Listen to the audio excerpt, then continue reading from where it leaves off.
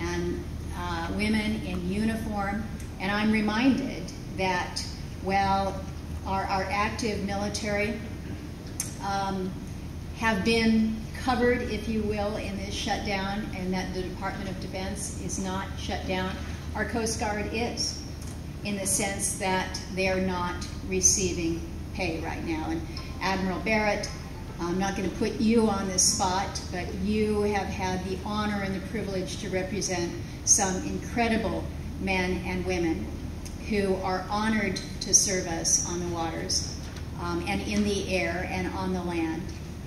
But even though they have that distinction and that honor, their families deserve to see their pay as well.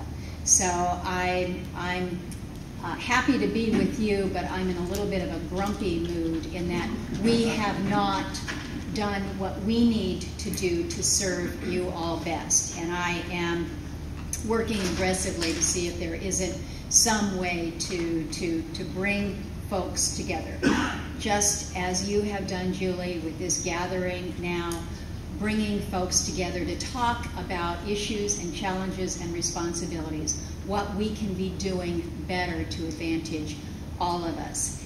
And I thank you for convening yet again these groups.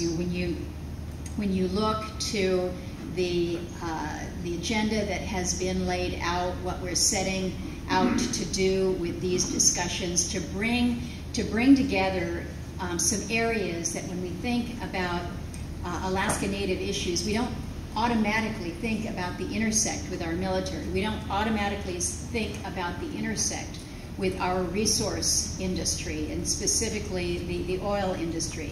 But yet we are all engaged in this in the way that Alaska can knit together some very unique and diverse interests. What we need to do here in Congress to help facilitate the work that you all are doing is an ongoing education effort. And I was keenly reminded of that when we hosted a field hearing of the Indian Affairs Committee out in Savunga in September, an opportunity to shine a light on an issue, overcrowding, that most Alaskans know and understand is part of the reality oftentimes in rural Alaska, and in ways that are so extreme that most cannot appreciate nor understand. And so the opportunity to raise awareness is what we have tried to do.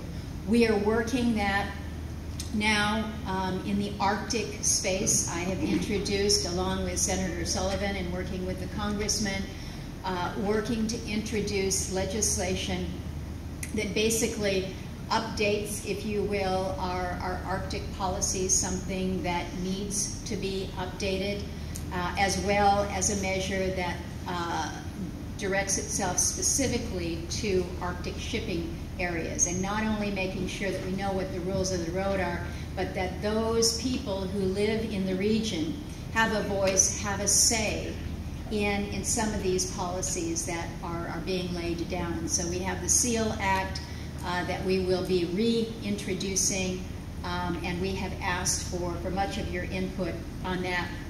Hopefully conversations today and tomorrow will yield more input so that we can again make sure that we're addressing things not just from where we're sitting here in Washington, D.C., but from the furthest regions from which so many of you represent. So, Julie, I know we've got an ambitious schedule today. I thank you and all of the AFN team for again putting this on, and to so many of our honored guests, particularly General Bussier, Dr. DeSoto, so many who have made a considerable effort to be here. My thanks to you, and of course to all of the Alaskans. We're always happy that you're here at any time.